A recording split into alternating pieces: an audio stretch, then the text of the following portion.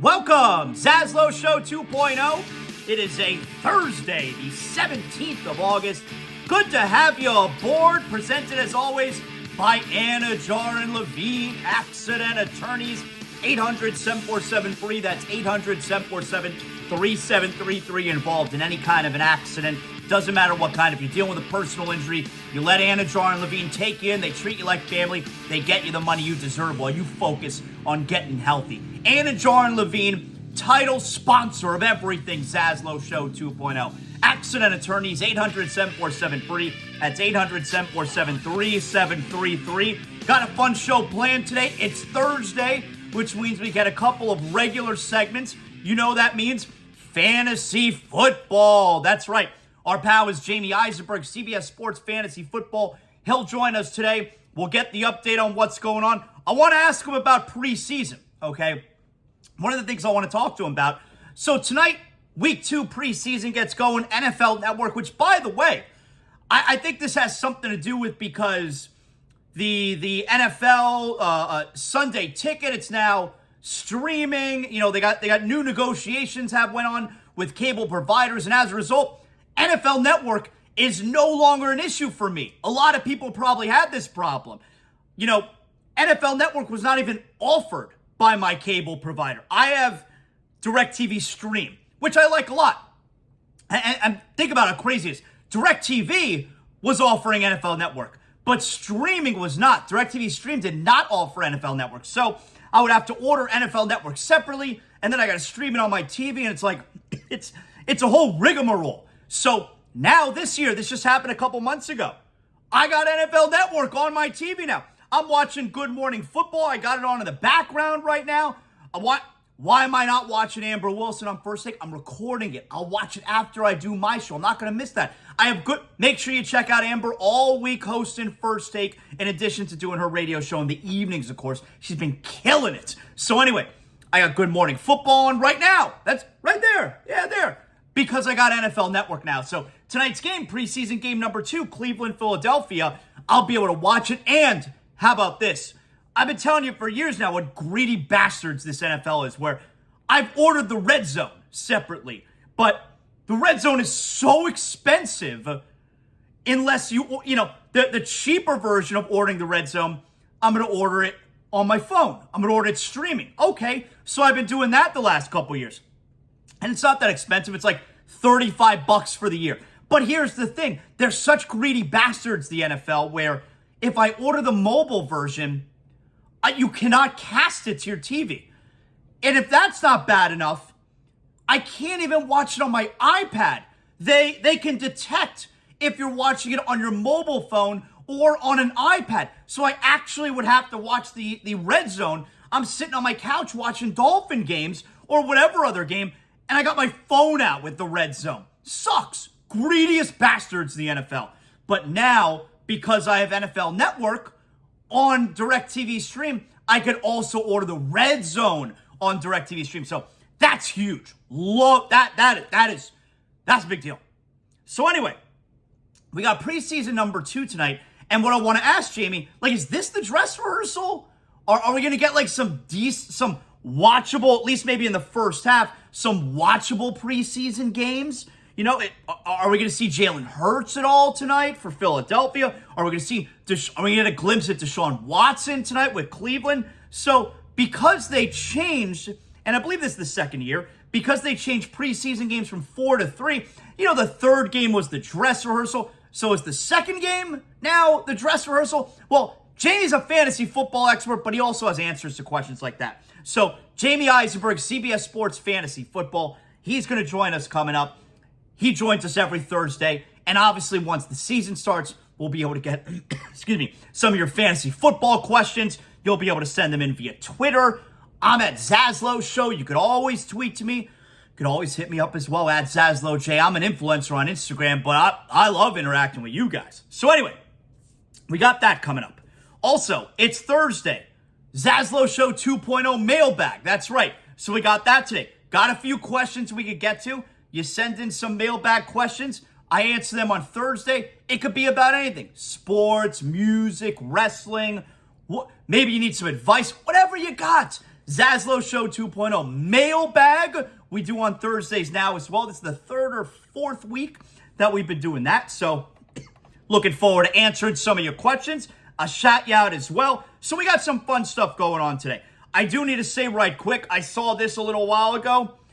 Bad news coming out of Dolphins practice today. Now, you know the Dolphins, they're in Houston. They've been doing, their training, joint practices, that kind of deal. And apparently in like the first drill this morning, Terron Armstead went down. Terron Armstead went down. I mean, you don't need me to tell you how important he is and how important he is to Tua's success. Terron Armstead went down, carted off the field. Now, is it one of those where he was writhing in pain, couldn't move?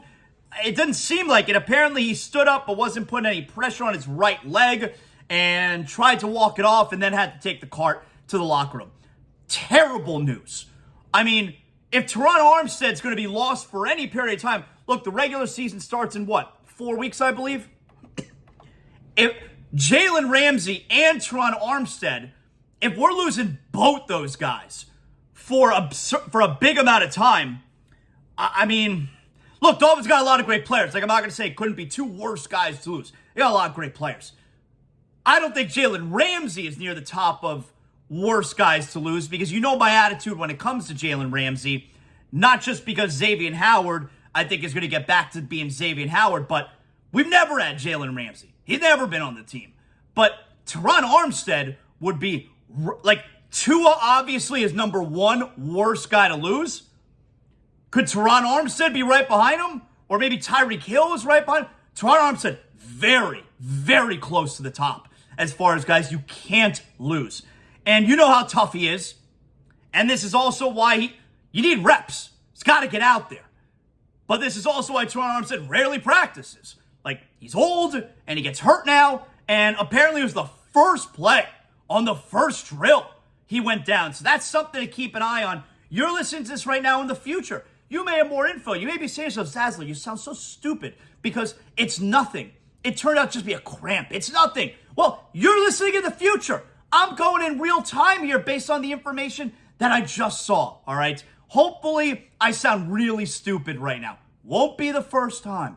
But Terron Armstead going down, terrible news right now for the Dolphins. You want to keep an eye on that the rest of the day. All right, I got some more Dolphin news I want to get to. Just real quick, I wanted to say something. So you guys know, frequent guest on ZASLOW Show 2.0, my man Evan Cohen. SiriusXM, Mad Dog Radio, Morning Men, every morning, 6 to 9 a.m. You also hear him, including this afternoon. He fills in on SiriusXM NBA Radio. He's a good friend of mine. One of the best in the business. I look up to him, and I learn a lot from him, and he's been a really good friend to me. And everybody, so he's a frequent guest on the show, huge Heat fan, also loves the Patriots. Nobody's perfect, but he comes on the show a lot. He's really good to me. And also, everybody knows my favorite show. I listen every day, right when I get up in the morning, Morning Men on Mad Dog Radio, SiriusXM. Evan Cohen, Mike Babchick, and of course, former Jet and Steeler lineman Willie Colon, who joined the show about 2 years ago, maybe it was. And everyone knows that is my favorite show. I mean, the best show. I never miss it. I've been listening, every day for years now. And I love that show so much. The show is essentially, at least in its now former incarnation, is over.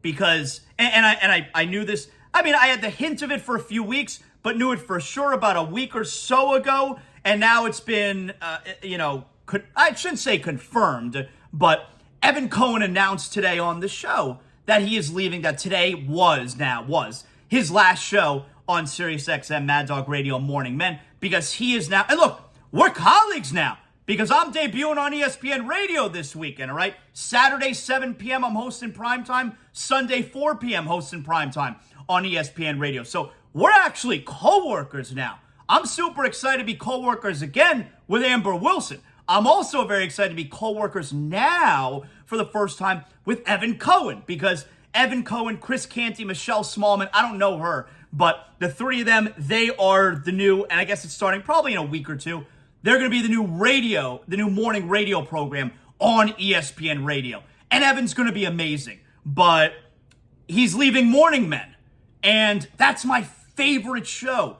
And so I'm listening to Evan today, and I was sad, and I had tears in my eyes, because I'm sad that the show's ending, and I'm also sad for him because he's an emotional guy. He's an emotional guy. Like I'm not an emotional guy. I don't cry, but he's a crier.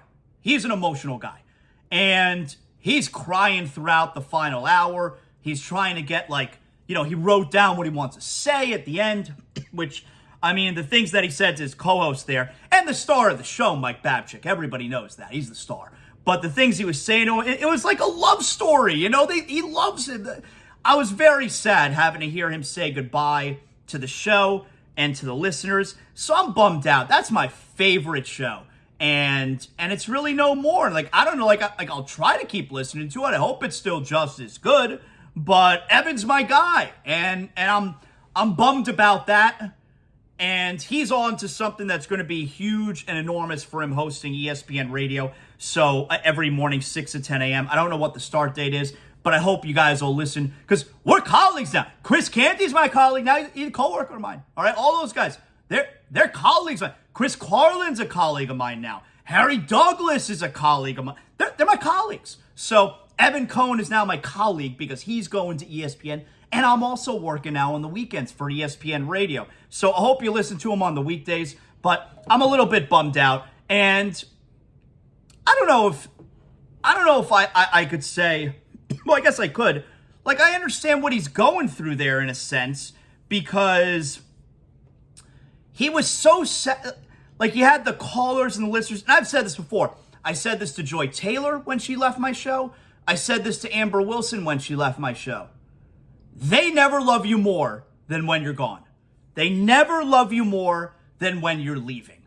And just the flowers and the nice things that everybody says to you and says about you when you're leaving, they never love you more than when you're gone. And that's one of the things I said to Amber when she replaced Joy, where everyone, if they're giving her a hard time because they love Joy, it's good Joy. It's they never loved her like that when she was here. They love her like that now when she's gone. Everyone goes through that.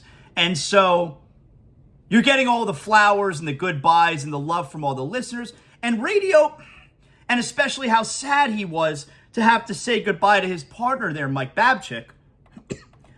And I can relate because not just with your co-host, but with your listening audience, radio is a different kind of medium when it comes to stuff like that.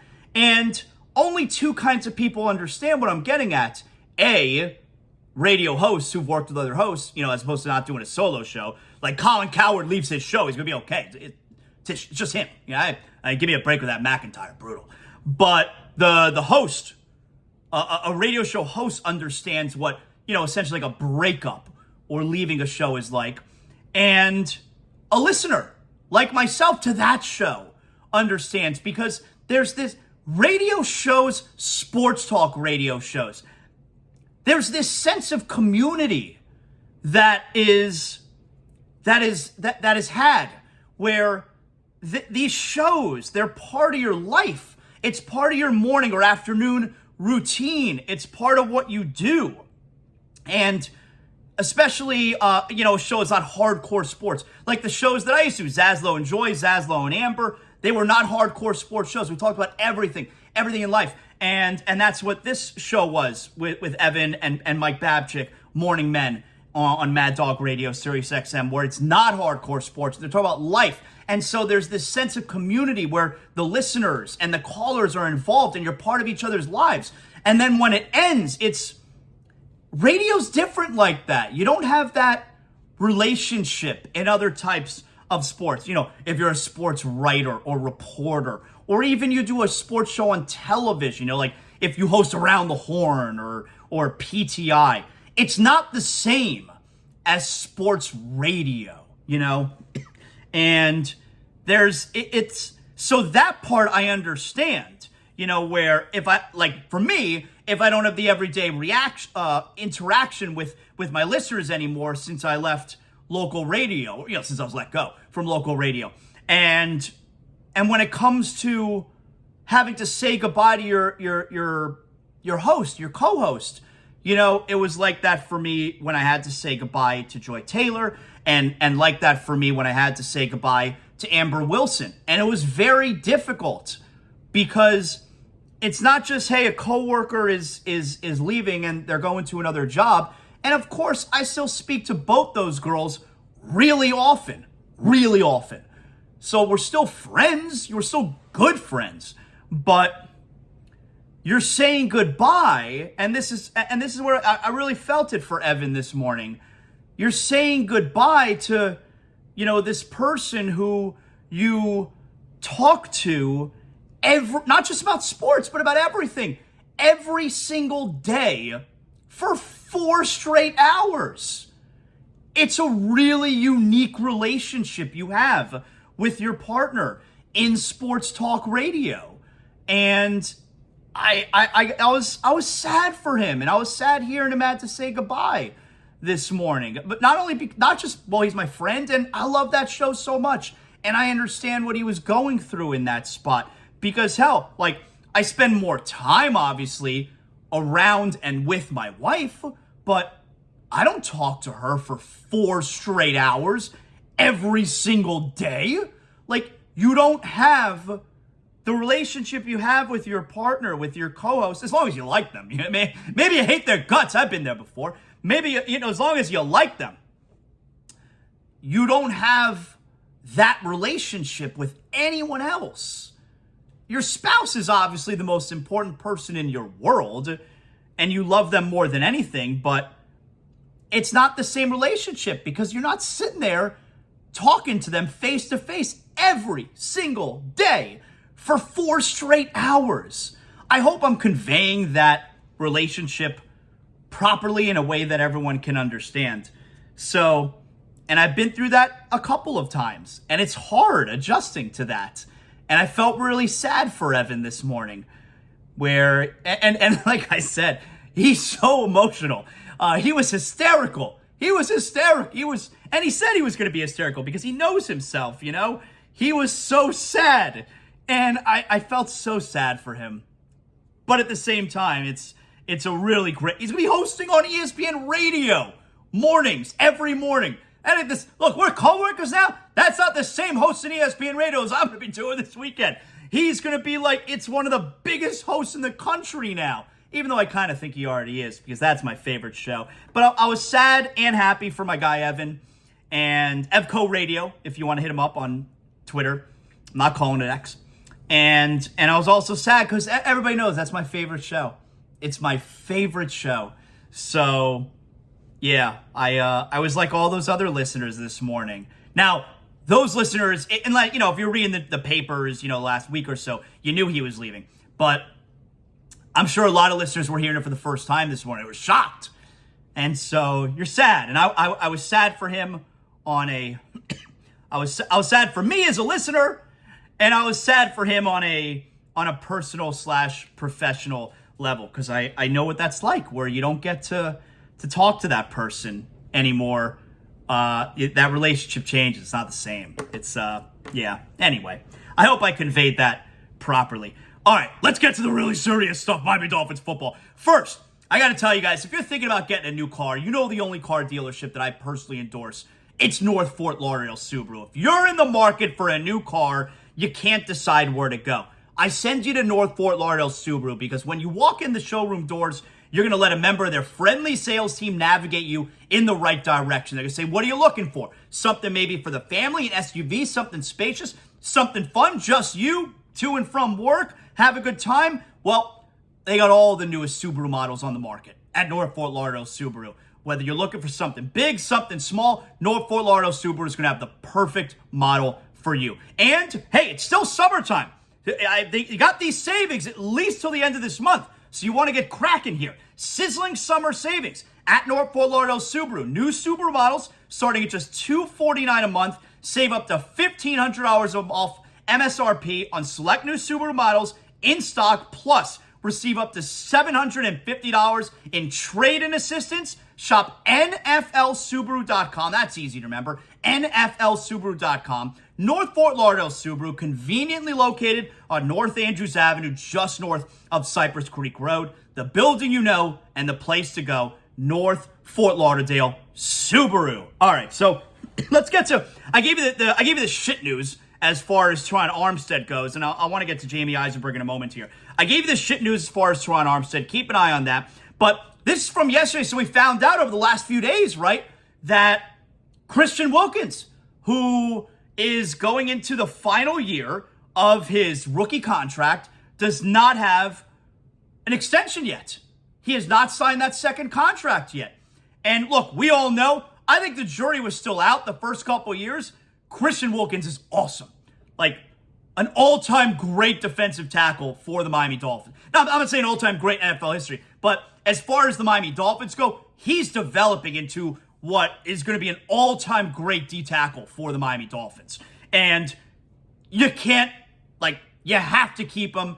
He obviously wants to stay. He feels like the heart and soul of the defense. And so this is a new thing that started a few years ago where it's not a hold out.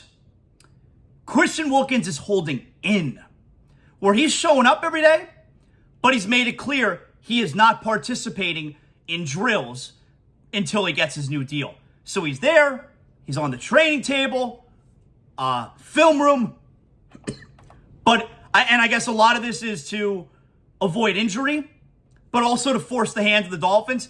He's not participating, he's holding in. And Xavier Howard did this a few years ago, you remember? So here's Mike McDaniel yesterday, and you tell me if you think he sounds concerned. He does not sound concerned to me. Christian's such a good player, such an important person in the locker room, who has made it clear that he feels that his play is deserving of a contract. We would agree, as the Miami Dolphins organization, henceforth we are in negotiations, and as a result, he hasn't been participating in the team. When he next participates, that'll be up to him. So McDaniel does not sound concerned. Certainly doesn't sound upset. He understands it's a business. For the Dolphin fan, there is absolutely no reason to think this is going to be a problem. There's no reason it should be a problem because he's awesome. Unless his agent, and I can't imagine this, is going to ask for something crazy. Like, he may ask to be the highest paid defensive tackle in the league. That's the way it seems to go. Every time a great player contract is up, you got to be the highest paid at that position. Okay, that's going to be understandable when he requests that. But if he has to be paid, double what the last highest paid defensive tackle is getting, well, then it's going to be an issue. Then you're not negotiating in good faith. But as long as everybody's negotiating in good faith, this situation is going to work itself out. It shouldn't be a problem. It's not going to be a problem. Christian Wilkins is going to get his money. He'll be back in practice. He'll be back working out with the team probably any day now. There really would have to be a serious level of incompetence for this situation to get bad and or get ugly. And here's also the thing. This front office has not had any issues money-wise with players that it wanted to keep. This happened, remember, a few years ago, Xavier Howard, and it was also coming off of a year that Xavier Howard was injured, and they still did right by him. He did the holding in situation, and they got the deal done, and he got a huge contract. They did right by a player who earned it and who they want to keep. And guys that they weren't going to keep, they didn't give the extension to, i.e. Mike Gesicki. He wanted a new contract. The team wasn't interested in keeping him after last year. They knew the direction they were going in, and they didn't give them money. Xavier Howard, they weren't interested in keeping, and they gave him the money before the season started, and they're going to do the exact same thing here with Christian Wilkins. They're certainly not going to dick around Christian Wilkins going into his second contract. He's been everything you wanted out of, was he number 9 overall? He's been everything you would have wanted out of a top 10 pick, or maybe it was 12, something like that. You're obviously going to give him a second contract. So this is not a situation for anyone to be worried about. That's going to work itself out. I also want to say something here about the Dolphins front office, who has been very good in these kind of situations. And I spoke about this yesterday as far as Dalvin Cook goes. And we'll ask Jamie Eisenberg coming up in a few minutes about Dalvin Cook, what he makes, what does it mean for the Jets? Where do you pick him? What round do you pick him in? What is for fantasy? What does it mean for Breece Hall and that whole situation? But I really think that signing Dalvin Cook, the Dolphins signing Dalvin Cook, would have been a move that past Dolphin teams would have made. And what I mean by that is not just because past Dolphin teams would have been in the need for a guy like Dalvin Cook, but past Dolphin teams wouldn't run well. And Dalvin Cook's a great player. I know there's injury concerns there, and have been like, if a great player's available, like with Ndamukong Suh, and you want to make the splashy signing, Ndamukong Suh, great player. Do you need to pay Ndamukong Suh when you're a team that's rebuilding? Like, I'm not saying a player like Ndamukong Suh, and hey, look at Christian Wilkins. I'm not saying a player like Ndamukong Suh is not valuable, but that was a shit Dolphin team, and the way that you rebuild is not by giving a D tackle all kinds of money. This Dolphin team is not rebuilding. See, if that version of Ndamukong Suh was available now, this Dolphin team, it'd be a good move to sign. You add that player to a team that's trying to win a Super Bowl. But when you're building this Dolphin team, so back then, team stinks, you want them to get good players, signing this version of Christian Wilkins to a huge contract would have been stupid. You understand what I'm saying? That's why, it had nothing to do with Ndamukong Suh. He was awesome, but that was a terrible signing. You don't need that player, that version of the team. This version of the Dolphins, yeah, you bring on a player like Ndamukong Suh, or in this case, Christian Wilkins, you give him the money. So past versions of the Dolphins would have signed Dalvin Cook. They would have given him the money. It had been stupid money to spend. It would not have been the way to go, because this Dolphin team doesn't need to spend. Not they don't need Dalvin Cook. They don't need to spend that money on that position, on Dalvin Cook. And that's the way, that's very similar to the Heat. Last year, PJ Tucker, the Heat wanted him back at their price. If PJ can get more somewhere else, we'd like to have you here. We'd like you to take this money, but we're not going over it. This is where we value you. And it worked out. He got to the NBA Finals. It worked out. And look at the Sixers, out in the second round like always. The Dolphins said, Dalvin Cook, we would like you at this money. If you could find more elsewhere, maybe you want to take that. We would like you at this money. That's how we value you. So I really, and hey, I've done a complete 180 on Chris Greer. I like the way he runs the team. Now, he hasn't been perfect. We know that first round, Austin Jackson, Noah Igbenogany, disaster. Terrible job there. But overall, Chris Greer's done a really good job. A really, really nice job. So, just another example of a good job by this front office, not giving in to Dalvin Cook. And the Christian Wilkins situation is 1,000% going to work itself out.